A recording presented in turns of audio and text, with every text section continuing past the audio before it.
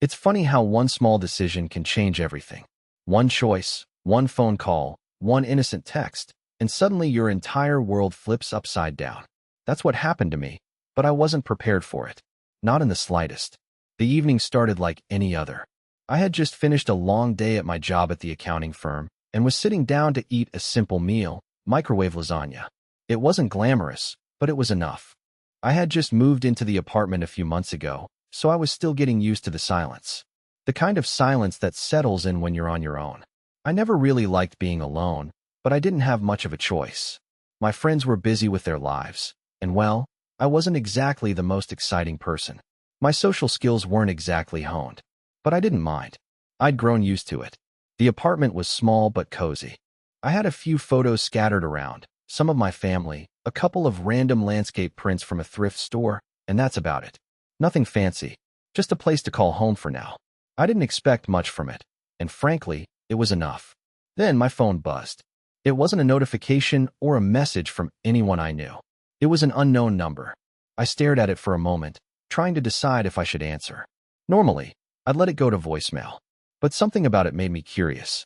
I don't know why, but something told me I needed to pick it up. I answered. "Hello," I said, unsure of who was on the other line. There was a pause. Then, a voice. Not one I recognized, but calm and strangely familiar. "Is this Jack?" the voice asked. "Yeah, who is this?" I didn't recognize the number, and I couldn't place the voice. But the tone was smooth, professional even. It didn't feel threatening, at least not at first. It's been a while," the voice said. I was hoping we could catch up. I felt a chill run down my spine. The voice seemed to be deliberately vague, and there was something unsettling about it, like the person on the other end knew me, but I didn't know them. I swallowed. "Sorry, I think you have the wrong number." I started to pull the phone away from my ear, ready to end the conversation. But then, the voice spoke again, softer this time, almost too calm. "I don't think I do. You just don't remember me, do you?" I froze, my finger hovering over the button to hang up. That's when the realization hit me. There was something deeply familiar about this. Something I couldn't quite place. A memory I had buried years ago, buried so deep that even hearing the voice now felt like dredging up something I wasn't ready to confront. "I'm not who you think I am," I blurted, unsure of what I was even saying. My thoughts were a jumbled mess, but I knew this conversation wasn't supposed to happen. It wasn't supposed to happen at all. The voice paused, and for a second, I thought they were going to hang up. But instead, the voice came back, colder this time. "Oh, but I think you know exactly who I am, Jack. The question is, do you remember what you did?" I stood there, my heart pounding. The voice on the other line was no longer comforting. It was chilling. My stomach twisted into knots, and for the first time in a long time, I felt genuinely afraid. This wasn't some harmless prank. This person knew something about me. Something I didn't want to remember. I couldn't think straight. My mind raced back to things I had long tried to forget. Faces, places, moments that didn't add up. The past, the things I thought I had buried, suddenly felt like they were rising to the surface. And I was scared. Terrified, actually. "I don't know what you're talking about," I finally managed to say, my voice shaky. "Who are you?" But the voice didn't answer. Instead, there was a long, drawn-out silence. It felt like an eternity. I wanted to hang up, to disconnect, to escape. But I couldn't. Then, in a voice almost too quiet to hear, the person on the other line whispered, "I think you'll remember soon enough. I'll be seeing you, Jack. Very soon." And just like that, the call ended. I stood frozen for a moment, phone still pressed to my ear, listening to the dial tone. My hands shook, and my breath came in short, shallow bursts. Who was that? What did they know? I didn't know what to do next. I didn't want to think about it, but my mind wouldn't let it go. I tried to tell myself it was a mistake, a wrong number, but deep down, I knew it wasn't. That night, I couldn't sleep. Every creak, every shadow, every little noise made me jump. The fear gnawed at me. I don't know why I didn't tell anyone about the call. I couldn't bring myself to. I felt like I was being watched, like the walls were closing in on me. And the worst part? I had no idea who this person was, or why they had called. But I knew one thing for sure. The past had come back to find me. And I had no idea how deep it would go, or what I would have to face. The next morning, I woke up to a text. "I wasn't lying about seeing you soon, Jack." And that was just the beginning. I spent the rest of that night tossing and turning. The apartment, which had once felt like my quiet sanctuary, now felt suffocating. Every tiny sound made my heart race. It didn't help that the call from the night before kept replaying in my mind. I couldn't shake the feeling that I was being watched, like someone was lurking just beyond my vision, waiting for the right moment to strike. I tried to tell myself it was just paranoia. Maybe it was a prank or someone messing with me. But deep down, I knew that voice had been too intentional, too precise. When I woke up, I expected things to be different, like maybe I'd get some clarity after a good night's sleep. But the first thing I saw when I checked my phone was the text. It was short, with only a single line of text. "I wasn't lying about seeing you soon, Jack." I froze. My fingers gripped the phone tighter, and my heart skipped a beat. This wasn't some random number, some isolated incident. This person knew my name. They knew me. And they had been waiting for the right moment to remind me that the past wasn't finished with me. I stared at the message for a while, trying to understand what was happening. How did they know my name? How did they know me? I didn't recognize the number, and I couldn't find anything in the message that gave me a clue about who it could be. It was just an ominous reminder that they were watching, waiting. But for what? I couldn't ignore it. I couldn't just brush it off and go back to my regular life like it didn't matter. This person knew something about me, something I wasn't ready to face. I'd made mistakes in my past. Who hadn't? But the longer I thought about it, the more I realized I had buried things so deep that even I couldn't remember the full picture anymore. I had no idea what they wanted. No idea why they were reaching out now. But there was one thing I did know. I was in over my head. I glanced around the apartment, half expecting someone to be standing behind me, watching my every move. But the place was empty. Too empty. I laughed nervously at myself. Get a grip, I thought. It's just a text. It doesn't mean anything. I tried to go about my day, but the feeling wouldn't leave me. Every time I stepped outside or checked my phone, I expected something to happen. But nothing did. Not right away. It wasn't until later that afternoon, when I was walking to my car to grab lunch, that I saw something strange. A man, tall, wearing a dark jacket, was standing across the street, near the alleyway, just staring at me. I stopped in my tracks, heart pounding. I couldn't see his face clearly, but his posture, the way he stood perfectly still, it gave me the chills. I tried to shake it off as nothing. Maybe he was just waiting for someone, or maybe I was imagining things. But the longer I stood there, the more I felt like I was being watched. Like the man knew something I didn't. He didn't move, didn't say a word. He just stood there, looking directly at me. And when I started to walk again, he turned and disappeared into the alley. I froze, every hair on my body standing up. Was that him? I rushed to my car, feeling a sense of urgency that I couldn't explain. When I got inside, I checked my phone again. No new messages. No missed calls. I was still alone, still uncertain about what was happening. But I couldn't deny it. Something strange was going on. And I couldn't run from it anymore. As I drove, my mind raced with questions. Who was this person? What did they want from me? The more I thought about it, the more I realized this wasn't just some random event. This was personal. Whoever this was, they had been waiting for the right moment to get my attention. And they had it. I just didn't know what the next move was. The next morning was colder than usual. The air had that sharp, biting quality, and I couldn't shake the feeling that something was lingering just beyond my reach. Something that had been set in motion and was now coming for me. I tried to brush it off, but the tension in my chest wouldn't go away. It was like I had walked into a new world without realizing it. One where the rules were different, where the things I had forgotten were now being dragged back into the light. I sat in my car, looking at the quiet street ahead, wondering if I was just being paranoid. But then my phone buzzed again. I didn't recognize the number. It wasn't the same number as the one from last night, but it was still unfamiliar. My stomach tightened. My hand hovered over the screen for a moment before I swiped to answer. "Hello," I said, trying to keep my voice steady, though inside I was shaking. The voice on the other end was calm, measured, but there was something in it that made the hairs on the back of my neck stand up. "You're starting to understand now, aren't you?" The voice was soft, almost whispering. "It's never been about the past, Jack. It's about you." I gripped the phone tighter, my mind racing. This wasn't some random person. This was the same person who had texted me the night before, the one who knew things about me, things no one should know. "I don't know what you want," I said, my voice faltering. I tried to sound confident. But it was hard when all I felt was confusion and fear. Who are you? The voice chuckled, low and unsettling. Who am I? The voice repeated. I think you already know, Jack. But you're afraid to remember, aren't you? My heart raced, pounding so loudly in my ears that I could barely hear what the voice was saying next. You've done things, Jack.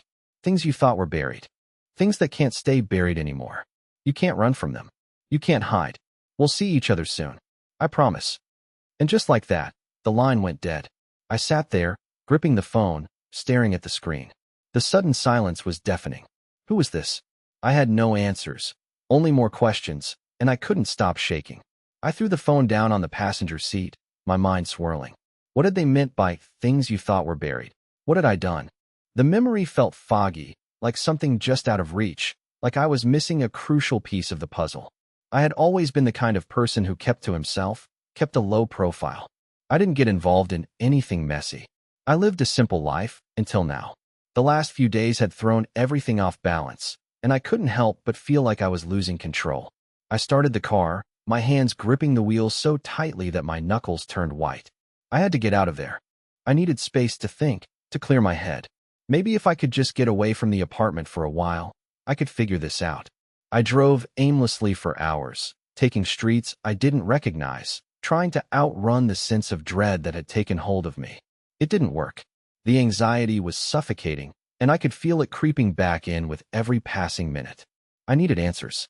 I needed to know what was happening, but every time I thought I had a lead, it slipped through my fingers. Eventually, I found myself at a park. It was quiet, peaceful, almost serene, and I sat there for a while, staring out at the empty swings swaying in the wind. It was in that moment, as I sat alone in the silence, that I realized something. This wasn't just about me anymore. Whoever this person was, they weren't after just one person. They were after everyone who had been connected to me. The past wasn't done with me. It was coming back to finish what it had started. And I had no idea what to do about it. I spent the next few days like a man walking through fog, disoriented, unsure of where I was headed. The text messages kept coming. Not many, just enough to remind me that I wasn't alone. I couldn't remember much of the past that this person seemed to know so well, but every interaction, every word, chipped away at whatever sense of normalcy I had left. The weirdest part was how quickly everything escalated. It wasn't just the phone calls anymore. It was the feeling, an almost palpable presence. I couldn't go anywhere without thinking someone was watching me. Even at work, I felt the weight of unseen eyes on my back. The once mundane office, with its gray cubicles and tired fluorescent lights, now felt like a maze, with hidden corners that I was sure someone was lurking in. I tried to carry on with my life, but it was harder than it seemed. Every time I looked over my shoulder, I expected to see someone standing there, waiting. But no one was. At least, that's what I told myself. It wasn't until Thursday afternoon, a full week after the first phone call, that I felt the shift. I was at the local cafe, trying to get some work done on my laptop, when the door swung open. I didn't even look up at first. There was always someone coming in and out. But then, I felt it, a heavy presence in the room. The air changed, like the temperature had dropped by a few degrees. I looked up. A man stood by the door, his silhouette framed by the bright light streaming in. He was tall, dressed in a dark coat, just like the one I'd seen in the alley a few days ago. He wasn't looking at anyone, but there was something about him, a stillness in the way he held himself that made my heart race. He stepped into the cafe, moving like he was gliding, almost unnaturally smooth. His eyes, dark and intense, locked with mine for the briefest moment. It was enough to send a shiver down my spine. I quickly looked away, pretending to focus on my laptop. I couldn't shake the feeling that he knew something about me, that he was here for me, that he had been waiting for me. But when I looked back, he was gone. The door had swung shut, and the cafe felt normal again. Too normal. I pushed the thought out of my head, trying to focus on the work in front of me. I needed a distraction, but my mind kept drifting back to that man. Was he just a coincidence? Or was it another game? Was I being set up, pushed further down a path I didn't understand? It wasn't until I stepped out of the cafe that I saw him again. He was standing across the street, under the flickering streetlight, watching me. His expression was unreadable, but the way his gaze lingered made my stomach churn. I didn't wait. I turned quickly and walked away, heading toward my car. I couldn't let him know I was scared, but I was. Every nerve in my body screamed at me to run. I couldn't shake the feeling that I was in deeper than I'd ever imagined. Once I was in my car, I locked the doors and tried to steady my breathing. But the air in the car felt thick, suffocating. I glanced in the rearview mirror, half expecting to see him standing behind me, but nothing was there. I couldn't afford to let fear control me. I had to be smart. I needed answers. I grabbed my phone and dialed the one number I hadn't dared to call yet, my old friend Adam. He was the only person from my past who might know something. The only one who might remember details I had long since forgotten. The phone rang. Once, twice, 3 times. Hello. Adam's voice came through, sounding groggy. Adam, it's Jack, I said, trying to sound casual, but my voice betrayed me. Listen, I need to ask you something. Something strange has been happening, and I don't know who else to turn to. There was a long pause on the other end. Strange? He asked slowly. What kind of strange? I can't explain it all right now, I said, my grip tightening around the steering wheel. But someone from my past, someone who knows things I don't, has been contacting me, calling me, texting me. It's like they're following me, like they know what I did years ago. I heard Adam exhale sharply. You need to be careful, Jack. You've stirred up something, haven't you? You opened a door you shouldn't have. I felt a lump form in my throat. What do you mean? What are you talking about? He sighed. I'm not sure what you remember, but back when we were in college, you got mixed up in something.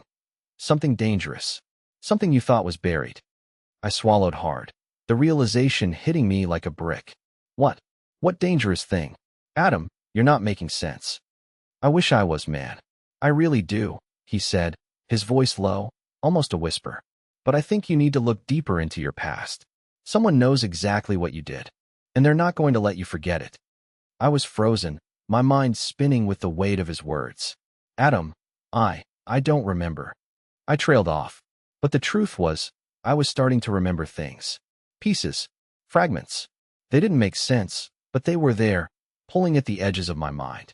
I know, Adam said, almost like he could hear my thoughts. But it's not going to be easy, Jack. Whatever it is, it's coming for you. I ended the call, my mind in a whirlwind. I was starting to piece together something terrifying, something I wasn't ready to face. And now, the shadow from my past was closing in on me, and I had no idea how to stop it. The phone call with Adam echoed in my head for the rest of the day. I kept replaying his words. You've stirred up something, haven't you? You opened a door you shouldn't have. It felt like a riddle, a cryptic warning that I couldn't quite understand, but it was enough to send a wave of cold dread through me.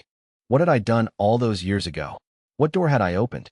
I tried to push the thoughts aside, but they kept gnawing at me, demanding my attention. I spent the evening pacing around my apartment, unable to focus on anything. The walls seemed to be closing in on me. Every creak of the floorboards, every gust of wind rattling the windows, made me jump. It was like I was being suffocated by a fear I couldn't quite explain. I kept glancing at my phone, half expecting another message or call. But there was nothing. No texts, no calls, just an eerie silence. The calm before the storm. Around midnight, I decided I couldn't sit still any longer. I grabbed my coat and walked out into the cold night, hoping the fresh air would help clear my mind. I didn't have a plan, didn't know what I was looking for, but I had to get out. The city was quieter than usual, the streets bathed in the soft glow of streetlights. I walked aimlessly for a while, trying to make sense of everything. That's when I saw him again. He was standing at the end of the street, the same man from the cafe, his dark figure outlined against the streetlight. He didn't move, didn't even acknowledge me. But I knew it was him. I froze, my heart hammering in my chest. There was no mistaking it. He was watching me. But why? What did he want? I had to know, had to understand what was happening, but I couldn't bring myself to approach him.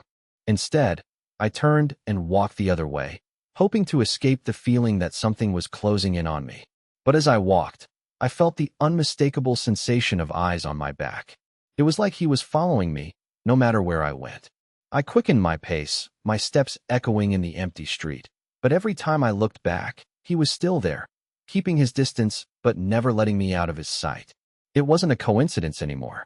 I reached the park, the same park I had wandered to before. I tried to keep calm, but my chest was tight with anxiety. I stopped at the edge of the swings, staring out at the empty space in front of me. That's when my phone buzzed. I pulled it out, my hands shaking. It was a text. A single, short message. I see you. My breath caught in my throat. I looked around, expecting him to be standing right behind me, but there was no one there. Just the silence of the park, the cold air, and the buzzing of my phone in my hand. I couldn't shake the feeling that I was caught in a game I didn't understand. Someone was playing with me, pulling strings, and I had no idea how to break free. I stared at the message, my mind racing. Who was this person? What did they want from me? I had no answers, only more questions. And as I stood there, under the cold glow of the streetlights, I realized something terrifying. The past was not only catching up with me, it was chasing me down. The message buzzed again in my hand, vibrating against my palm like a warning. My heart rate kicked up a notch as I stared at the screen. The words were simple, but they carried weight. I see you. I couldn't explain why, but a chill crept up my spine as if something I couldn't see was closing in on me. I looked around, half expecting the stranger, the man from earlier, to be standing just behind me, watching my every move. But the park was empty. Still, I couldn't shake the sense of unease, the feeling that I wasn't alone. I backed away from the swings, my feet crunching on the gravel path, my mind spinning. The text had to mean something. I had been avoiding thinking about the connection between all these events. The phone calls, the mysterious stranger, the constant sense of being watched. But now I couldn't ignore it any longer. Someone was playing a game with me, and it was getting more dangerous with every passing moment. I pulled my jacket tighter around me, feeling the cold air biting through the fabric. My mind raced. I needed to figure out who was behind this. Who was watching me? And more importantly, why? I fumbled with my phone, trying to find something to keep me grounded. Maybe I could call Adam again, ask him for more answers, but then I hesitated. Was I really ready to dig into the past like that? Could I handle whatever secrets I might uncover? The idea of facing something I had long buried terrified me. But there was no turning back now. Suddenly, a rustling sound behind me snapped me out of my thoughts. I spun around, expecting to see someone. Nothing, but the feeling remained. Someone was there. I turned quickly, my pulse hammering in my ears, and began to walk briskly toward the exit of the park.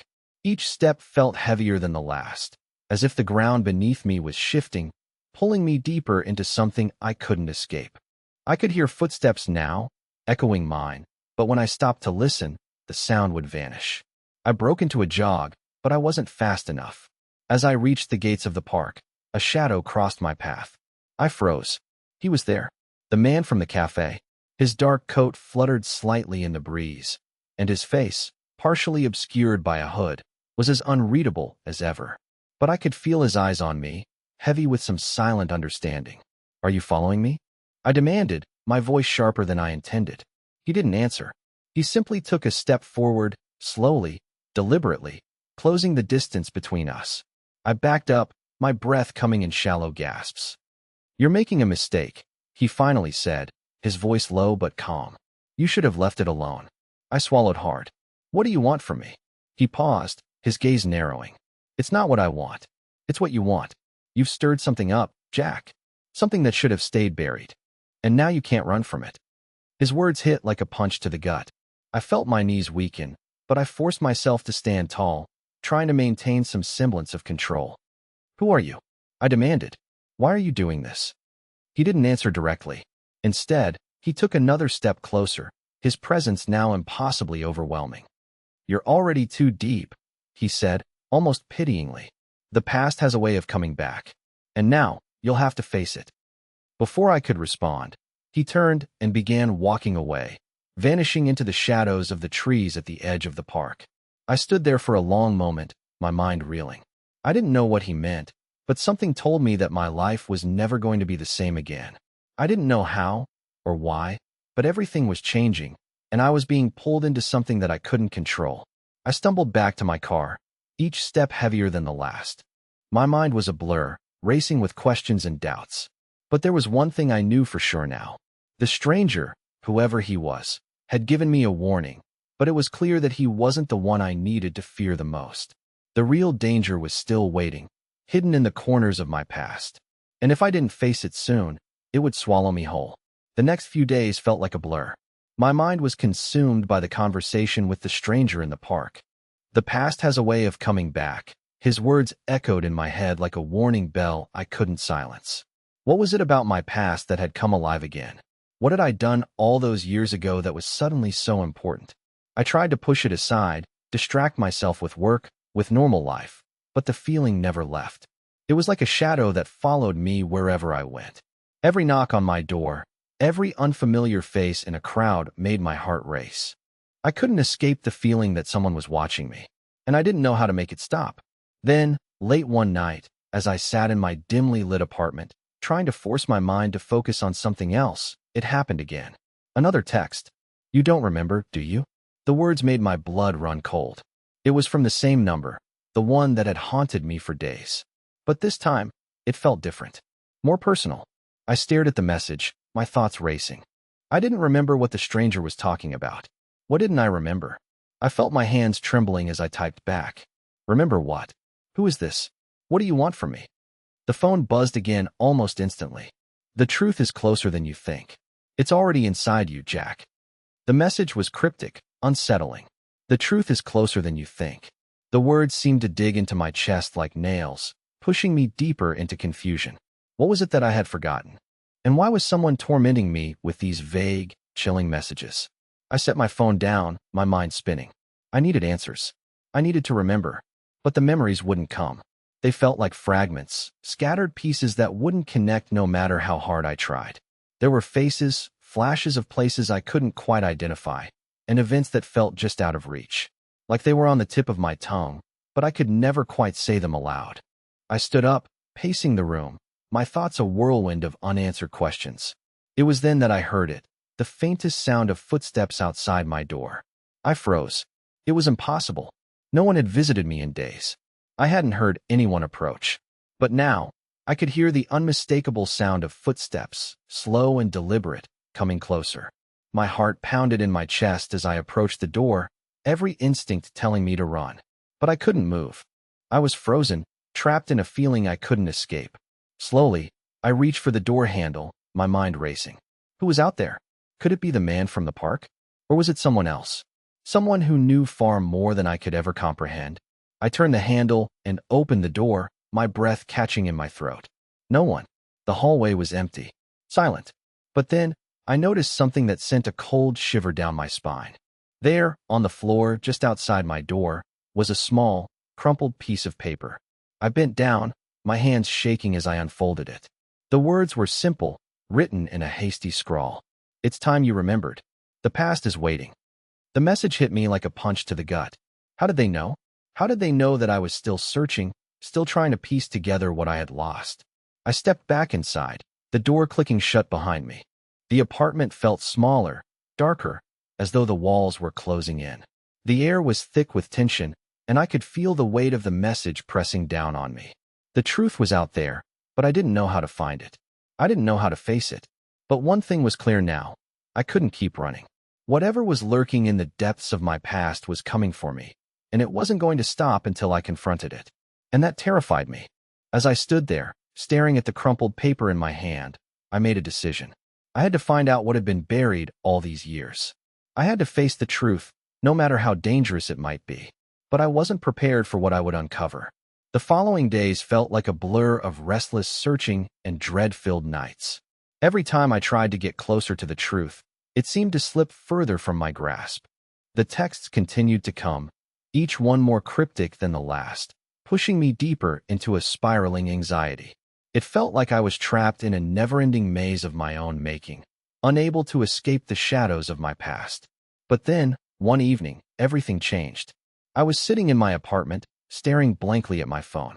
The messages had slowed down, and the tension that had been weighing on me seemed to have reached a tipping point. I couldn't go on like this.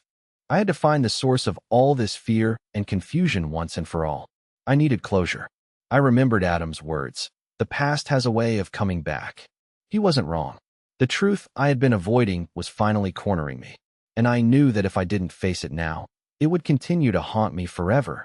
That night, I took a deep breath and drove to the one place I had been avoiding, the old house I had lived in years ago, the one I thought I had left behind for good. I pulled up outside, the familiar sight of the house sending a chill down my spine. Everything looked the same, yet so different. The memories flooded back, unbidden and overwhelming. I walked up to the front door, hesitating for just a moment before turning the knob. The house was empty, but it still held the echoes of everything that had happened there. I moved through the room slowly, my footsteps muffled on the old wooden floors. Then, in the back of the house, in the basement, where I hadn't been in years, I found it. The box. The one thing I had buried, hidden away for so long.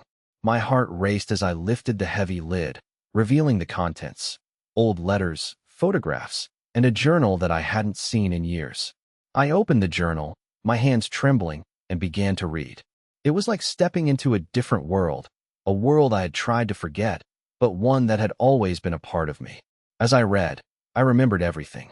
The mistakes I had made, the choices I had regretted, but also the things I had done right, the people I had helped, the moments of kindness I had forgotten. The stranger's messages weren't meant to punish me. They were meant to remind me that I had been a part of something bigger than my fears. I had been trying to run from the past, but the truth was, I had changed. I had grown. The door slammed open behind me, and I spun around, startled. But it wasn't the man from the park. It was someone else, someone I hadn't expected to see. It was Adam. He was standing there, a slight smile on his face. "I knew you'd find it," he said quietly, walking toward me. "You've always had a way of running, but you also have a way of facing things when it counts." I couldn't believe it. Adam had known this whole time, hadn't he? He had been the one to help me realize that I wasn't alone, that my past wasn't something to be ashamed of, but something that had shaped me into who I was. I didn't know where to start, I admitted, my voice low. I was scared of what I might find. He nodded. "Everyone is. But the hardest part is realizing that the past doesn't define you. What matters is what you do now." I looked at the journal in my hands, the weight of everything I had feared now lifting from my shoulders. I had faced it. I had confronted my past. And it wasn't as terrifying as I thought. It was just a part of me. A part one had to accept in order to move forward. The truth was simple. I wasn't alone. I had people who cared about me. And more importantly, I had the power to change my future. I walked out of the basement and into the light, the weight in my chest finally lifting. The darkness I had been running from was no longer a threat. It was just a memory. And as the sun dipped below the horizon, I realized that I could finally breathe again. The past had no more hold on me.